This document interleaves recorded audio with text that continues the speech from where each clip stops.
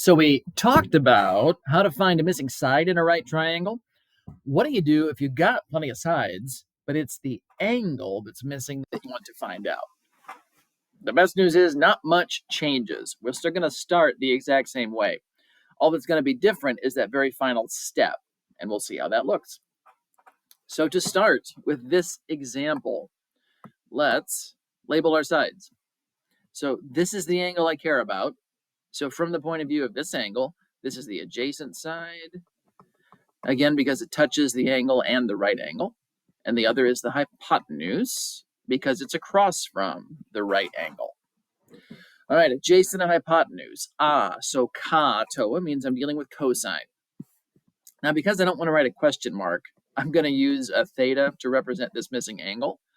And I'm going to say cosine of the angle that I don't know is adjacent over hypotenuse, so 19 over 49. So determine the ratio, it's cosine. Set up an equation, there it is. Now, when you want to find an angle, you're going to use what's called now an inverse trig function. So notice the exponents here that we're putting on the sine, the cosine, and the tangent. These take a ratio like 19 over 49 and tell you what angle gives you that, in this case, cosine ratio. Here's how it works. Starting here on the handheld calculator, if you look right above the sine, the cosine, and the tangent, you can see the inverse trig functions written in a different color. That means you have to press the second function button, and then cosine, it gives you the inverse cosine. So in our particular case, we're now going to put in, so what we're going to type into the calculator is this, inverse cosine of the fraction 19 over 49, and see what angle we come up with. So 19 over 49. The angle that gives us this cosine ratio is about 67.2 degrees. There you go. So about 67.2 degrees. And again, check for reasonableness. As I'm looking at this missing angle, well, 45 would be if both of these are the same. This looks bigger than that, so I'm going to buy that that seems reasonable. So yeah, let's recap what we did. Set up your equation, choose the right ratio, and then use an inverse trig ratio to find the angle that makes that fraction happen. Let's go again. On this one, quick pause, unpause when you're ready to check things. So from here, I've got the opposite, I've got the hypotenuse. That means I'm dealing with a sine ratio.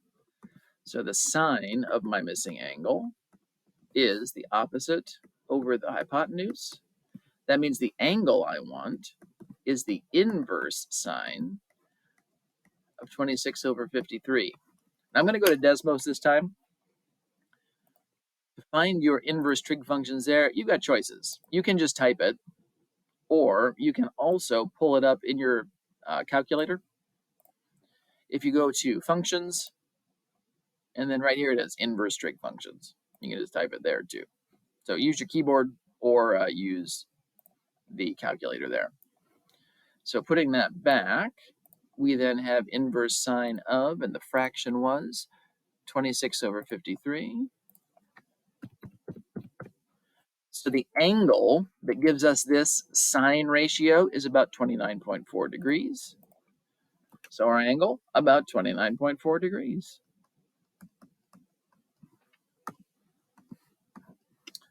Okay, let's go again. Quick pause, unpause when you are ready to check things. This time I've got an opposite, I've got an adjacent, so we're dealing with tangent. Is 19 over 34. So the angle I want is the inverse tangent of 19 over 34. So tangent 19 over 34. The angle that makes that happen is about 29.2 degrees. Oh, very similar to our last one by coincidence. So the angle I want is about 29.2 degrees. Please don't overcomplicate. Label your sides, set up your ratio, and if you're finding an angle, that's what your inverse trig function is for. Again, put it in bold and red. Make sure that is emblazoned on your mind. Inverse trig functions are what you use to find missing angles. Let's go again. So quick pause, unpause when you're ready to check on this one. Go, I've got opposite, I've got hypotenuse. That's going to be my sine. So the sine of my missing angle is opposite over hypotenuse. So the angle I want is the inverse sine of 21 over 60, which is going to be about inverse sine 21 over 60, 20.5 degrees. Quick check for reasonableness. Yeah, it's a pretty small angle. 20.5 seems like it might be about the right spot. Okay, and last one. Now, just by looking here, I can tell that these sides are almost the same length. That means that this angle is going to be right around 45. So when I'm looking at my final answer, it should be something close to that. Looking at what we have, I've got the opposite as I switch back to a pen, and I've got the adjacent. OA is going to be tangent. So tangent of my missing angle is opposite over adjacent. Therefore, my missing angle is the inverse tangent of opposite over adjacent. So inverse tangent of 15 over 16. Hope you're close to 45 degrees. 43.2, okay. About 43.2 degrees.